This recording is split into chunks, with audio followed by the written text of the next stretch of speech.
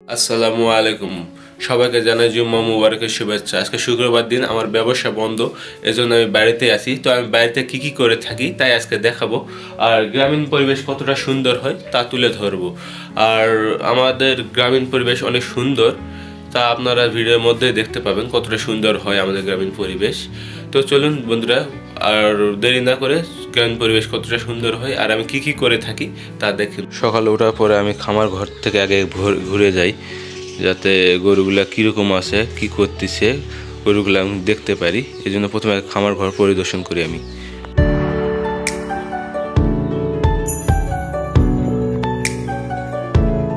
ঘুমোতে ওঠার পরে ফ্রেশ হলাম। ফ্রেশ হওয়ার পরে এখন নাস্তা করব।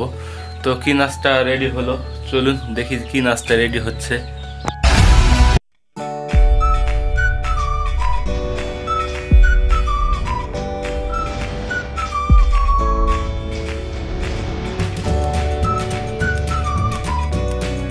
দই মুরগি একটি গ্রামীণ ঐতিহ্যবাহী খাবার আমাদের। এটা প্রচণ্ড প্রচলিত লাগে, আপনারা বাসায় ট্রাই করতে পারেন। খুবই টেস্ট এবং স্বাদ আছে খাবারটা। আপনারা একবার খান, পরবর্তীতে আবার খাইতে মন চাবে আপনাদের। তাড়াতাড়ি নাস্তা শেষ করে নিচ্ছি। তাড়াতাড়ি নাস্তা শেষ করার পরে আমি আপনাদের বাইরের পরিবেশ নিয়ে যাব, কীরকম বাইরের পরিবেশটা হয়। এটা আমাদের বাইরের পরিবেশ। দেখতেছেন মুরগিগুলো কত সুন্দর খেলা করতেছে।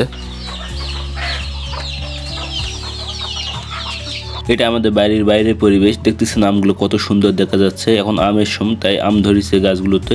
আর এগুলো দেখতেছেন, এগুলো খের। গরুকে আমি খেরগুলো খাওয়াই। এখন একটু খেরের দাম কম, সামনে বর্ষাকাল আসলে খেরের দাম প্রচণ্ড বেড়ে যায়। এই জন্য খেরগুলো আমি স্টক করে রেখেছি। আর বাইরের পরিবেশটা দেখছেন কত সুন্দর পরিবেশ। এরকম পরিবেশে আপনারা আসলে মন ভালো হয়ে যাবে আপনাদেরও। এই সেই পুকুর যেখানে আমরা ছোটবেলা থেকে অনেক সাঁতার শিখছি, অনেক গোসল করছি, কিন্তু দিনের শেষে এখানে আর কিছুই নেই। এখানে কেউ আর গোসল করে না। এই পুকুরের বয়স মিনিমাম 50 বছরের উপরে। তো এখানে অনেকেরাই গোসল করছে, অনেকেরাই সাঁতার শিখছে। তো আজ দেখতেছেন এই অবস্থা পুকুর পাড়ের। আর পরিবেশটা কত সুন্দর। এখন আপনাদের দেখাবো যে গ্রামে লাউ চাষ হয় কীভাবে, গ্রামের মানুষেরা লাউ চাষ করে কীভাবে থাকে। তো দেখুন কীভাবে লাউ চাষ হয়। এই একটা বড় লাউ দেখতে পাচ্ছেন, এভাবে লাউ চাষ হয়ে থাকে গ্রামে। এই হলো আমার মাদ্রাসা, এখান থেকে আমার শিক্ষা জীবন শুরু হয়েছিল। তো এটা আমাদের মাদ্রাসা, এখান থেকে আমার শিক্ষা জীবন শুরু। তো এটা আমাদের কাটলা ইসলামিয়া দাখিল মাদ্রাসা। তো দেখুন আমাদের মাদ্রাসাটা কত সুন্দর। গ্রামের মাদ্রাসা হিসাবে অনেক সুন্দর আছে মাদ্রাসাটা। এই মাদ্রাসাতে যখন আমি আসি তখনই আমার স্মৃতির কথা মনে পড়ে যায়, কারণ এখানে আমার 10 বছরের স্মৃতি রয়েছে।